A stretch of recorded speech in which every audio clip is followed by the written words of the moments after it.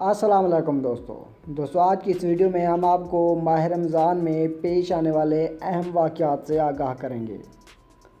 نزول قرآن اور پوری دنیا کو ہلا دینے والی فتح مکہ کے علاوہ متعدد تاریخی واقعات ایسے ہیں جو ماہ مبارک رمضان کریم میں وقوع پذیر ہوئے۔ 2 رمضان المبارک کو حضرت موسیٰ علیہ السلام پر تورات نازل ہوئی۔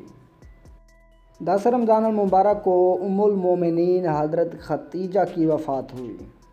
انہوں نے اسلام بھی رمضان المبارک کے دوران ہی قبول کیا تھا۔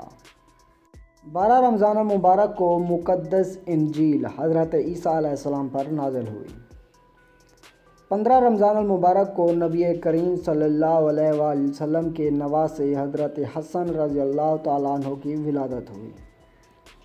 17 رمضان المبارک کو ام المومنین حضرت عائشہ صدیقہ رضی اللہ تعالیٰ عنہ کی وفات ہوئی، جو خلیفہ اول حضرت ابوبکر صدیق رضی اللہ تعالیٰ عنہ کی صاحبزادی تھیں۔ 17 رمضان المبارک کو غزوہ بدر میں مسلمان کفار کے مقابلے میں فتح یاب ہوئے۔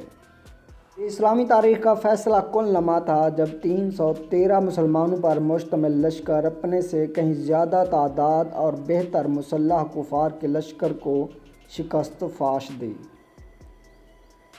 18 رمضان المبارک کو اللہ تعالیٰ نے حضرت داؤد علیہ السلام پر زبور نازل کی۔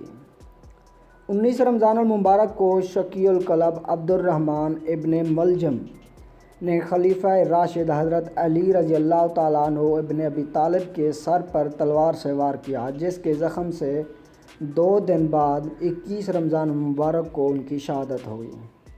27 رمضان المبارک 14 اگست 1947 کو مملکت خداداد اسلامی جمہوریہ پاکستان کا قیام عمل میں آیا۔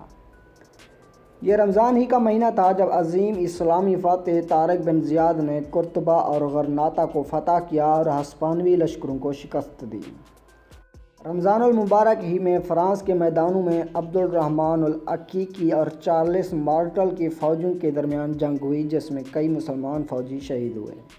جنگ عین جالوت بھی رمضان المبارک میں لڑی گئی، جب سید قطز کی مصری فوج نے منگول فوج کو شکست دی۔